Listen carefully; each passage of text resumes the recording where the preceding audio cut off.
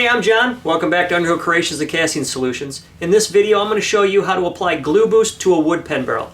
Now, I've already talked about Gluboost and which one to use in a previous video, as well as how I would finish my acrylic blanks with Gluboost. So now we're going to put it on wood. Here's how I do it. Alright, so normally I would already seal the end grain on a wood blank before I start turning it, but I hadn't done it yet, and I started turning this round so I could see what kind of character was in the blank. And this is Buckeye Burl, so we've got some nice eyes, a little bark inclusion, and so because I don't want to put it on the edge, run down and glue my fingers to the blank, instead I'm going to just put some on a piece of paper, and I'm going to touch both end and let that soak in. And this way, my end grains are sealed, so when I get down to putting my finish on the surface and I wet sand it, moisture doesn't wick in underneath of it. Then I'll take a little bit of glue dry and just mist over each end and let that set before I put it on my bushings. If you put it on your bushings too soon, you're going to glue your metal bushings to your pen tube, so wait until this sets up, and those are already set. Let's take it to the lathe.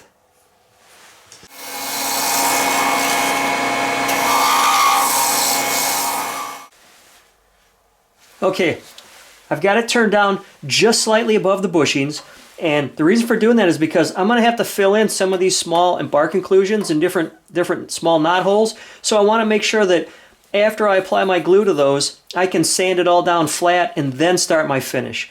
I've got my Delrin bushings on here because I don't want to stick my blank to metal bushings. You'll have a hard time getting those off if they're not Delrin. So here's how it would start out. I'm going to take a paper towel and I'm going to roll it up, flatten it out. I'm going to turn my lathe on, and I'm going to have it down low. I'm going to have it probably around 500 to 600, and I'm going to apply one coat of the ultra thin fill and finish.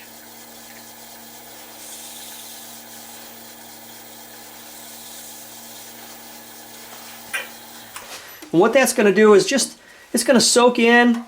It's going to give me a foundation to build on. I'm going to get some glue in the cracks and crevices, and that way I don't trap any air pockets. And I'll do that a couple of times just to build up a little bit of layer, and then I'll fill these in with the medium, the blue label. Let's turn the lathe up a little bit faster. And as you do this, you'll kind of come up with a speed that works for you. Right now we're about 650 RPMs.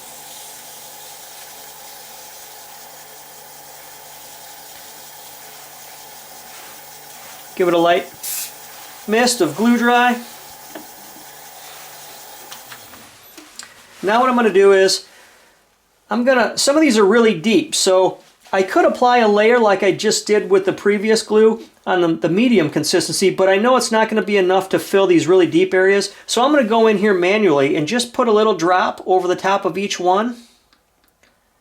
I don't want to fill it completely. I'm not trying to eliminate it all in one shot because I don't want to trap air in it. And if you fill it all up the first time with one shot, you're going to get air bubbles in it. So that may be seen on the finished pen when the surface is all smooth and everything's done. Those air bubbles may jump out at you. So I'm going to inspect each of these knots. The rest of them look okay. I think we can probably apply a regular layer. And then we'll do that a couple times to get the surface smooth. And by doing that, I'm putting just a small drop in the middle, and I'm going to press down over those areas and move this around. And what I'm doing is I'm forcing glue into the low spots. We're going to do that a couple of times.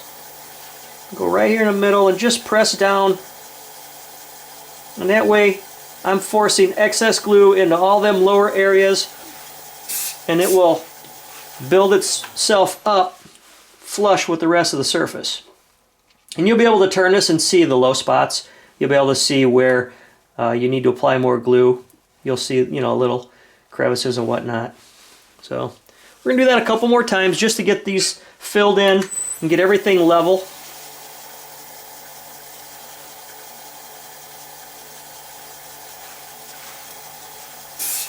Normally I would have my exhaust fan going, and that would help move any CA fumes or glue dry fumes away from me. It would pull them back. If you don't have a vacuum, you might want to set up a small box fan and just put it on low, just enough to move the air across your piece. That way, all this isn't just coming up into your face. Alright. That doesn't look too bad. You can still see a couple of low spots. Sometimes after you put a couple of layers, you can go in there and you can see where you need a little extra help just to top them off. And I use it like a crayon. I put a little bit down and then I kind of move it around with the tip.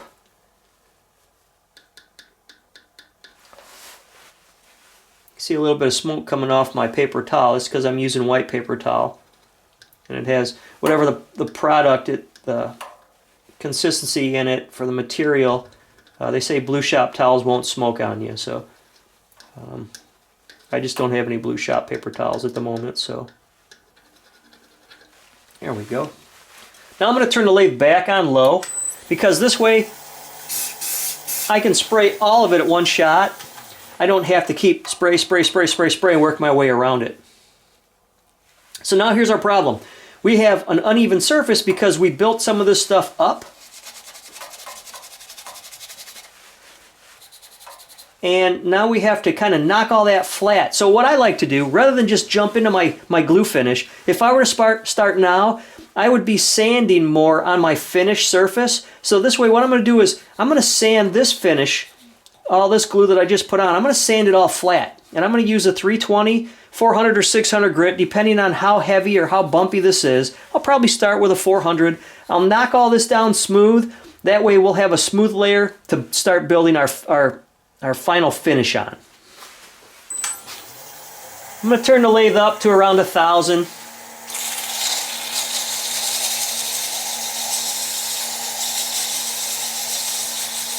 It's important to fill all them pores, little dings, divots, and knot holes and whatnot before you start, because if you don't, you're never going to get a smooth finish, and all you're going to do is trap everything, any debris or whatnot. You're going to trap whatever you don't want in them holes because it's going to have somewhere to go. So if you smooth it all out, and this is why I left it slightly above bushing, so I could come in here and sand on it without worrying about overturning or over sanding it. And you'll feel any spots. I can feel something right here, and I have a feeling it's a low spot. So now as you look at this, you see these little white crusty areas. These are divots or holes, low spots, in your pen blank. So now what we have to do is make sure that we clean this up real well and then seal that, build it up enough to seal it so that we don't have that. So what I would use with this now is either a soft synthetic brush or some steel wool. Let's try the steel wool first.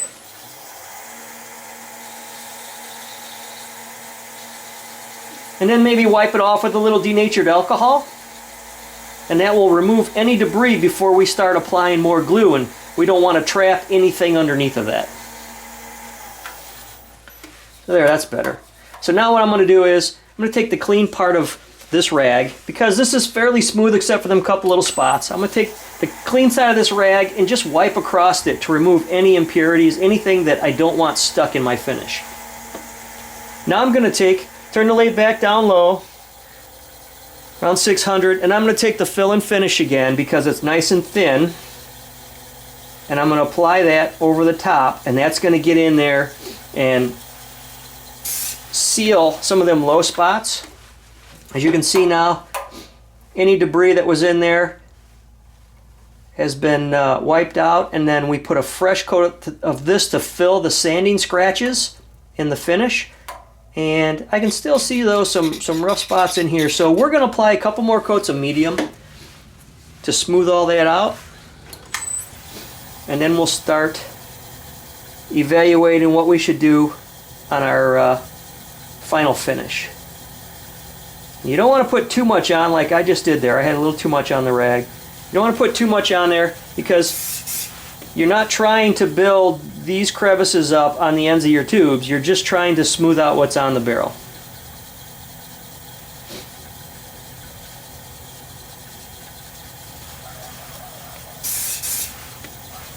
And then we'll stop this and look at it. Alright, so now I'm going to take some 600 grit and I'm going to smooth this out.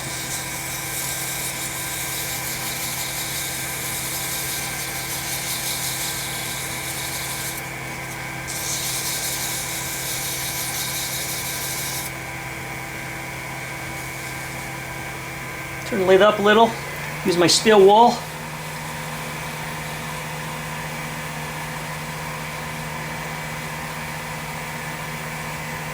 There we go.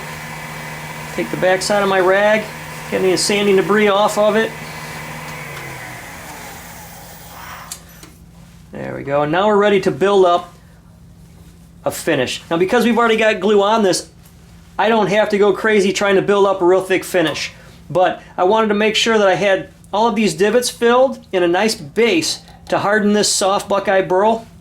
And that's where that ultra thin comes in. It wicks in, it kind of stabilizes that surface, it gives you that hardness that you need. And now we're able to build up on top of all that. Now that we have a good smooth surface, now I'll take the orange label, which is the thin, and I'll apply a couple of coats of that and apply glue dry in between. I'm not going to put a lot on, I'm not going to put it on heavy, just cover the blank to build up a nice protective finish. And again, we always turn our lathe down when we apply the glue so we don't splatter it.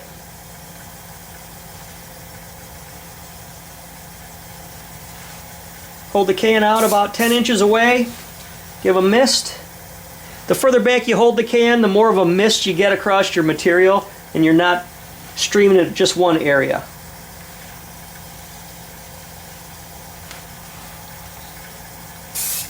By applying this every coat, it allows the next layer to bond and glue or dry properly. So I'm not trapping uncured glue in my finish. This stuff is pretty thin. When you're used to working with a medium, the thin is pretty thin. So we'll do that. Alright, so now what I'm going to do is I'm going to steel wool this, and I'm going to go to micromesh, wet micromesh.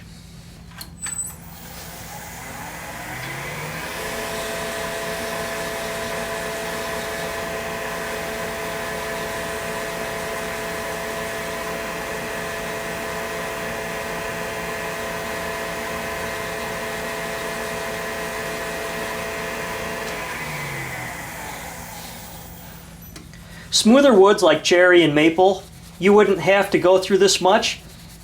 You would just probably go to the orange label. You would apply the ultra thin as a base, and then a couple coats of orange, and build your finish up. Because this had low spots, we needed something that would get in there and level it all. So it filled in all them cracks and open knot holes in the medium. But then you have to get it all smooth again. So as you do more CA finishes, you'll understand when to use what because of its quality. And that's what we talked about in the other video, is understanding the qualities of the CA, the different consistencies, and what they do. Because there's no set recipe, right? You do what the blank needs to get a nice finished product. So, all right, now what we're going to do is switch back to our metal bushings, and then we'll micromesh. It's not uncommon for this to stick, so what you do is just wiggle it. Place it on here and wiggle it off, and you'll see sometimes glue will stick. You want to be careful about these edges because you don't want to break it away from your finish. So because we had to use so much medium to get all these low spots filled in, what I'll do is I'll take a razor blade now, and I'll lay it up here and just cut some of this away without cutting into my blank.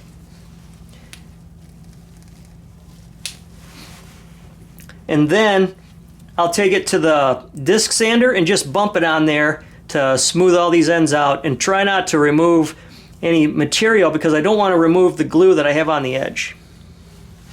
Another thing you can do is lay a piece of sandpaper on a flat surface, stand your pen blink up on edge, and slide it back and forth. Turn your blank a few times, and that will smooth out your ends. But if it's really thick and built on, if you've used a lot of medium, then what I would recommend is just bump it on a disc sander, and just enough to knock the glue down and get it close, and then drag it across sandpaper like this.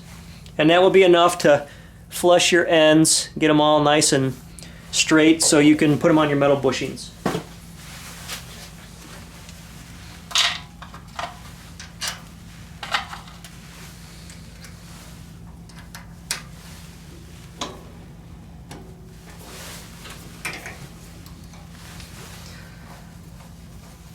Alright, now we're going to go and I'll micro mesh this with the 9 grits, wet sand it.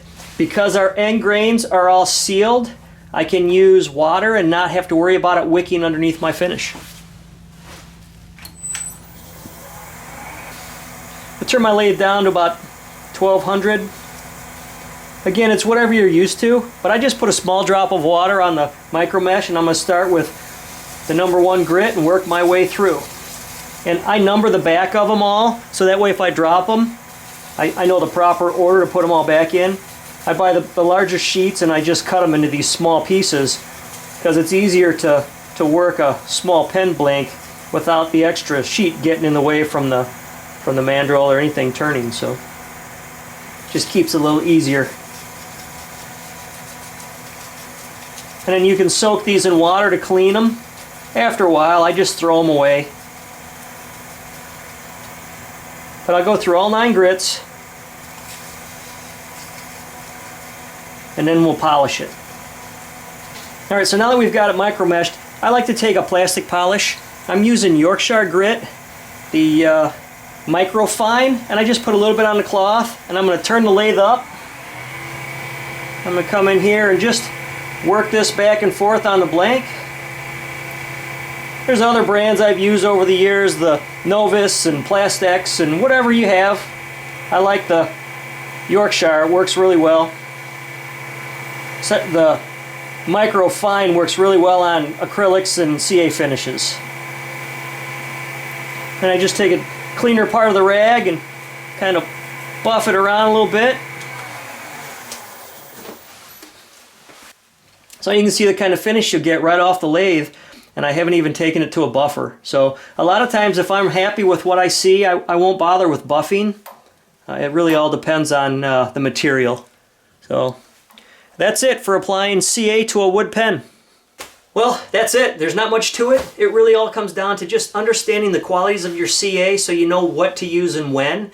For this one, it gave us a little bit of a challenge, which is why I selected that blank, because I thought it was good to show you sometimes you just have to work at it a little bit. It's not all put it on, polish it up, and you're done, right? So I hope this gave you some understanding. I hope your blanks are a little easier to finish than this last one was for me. Please stop back, subscribe for more videos, and have a great day. I'm John. Thanks for joining.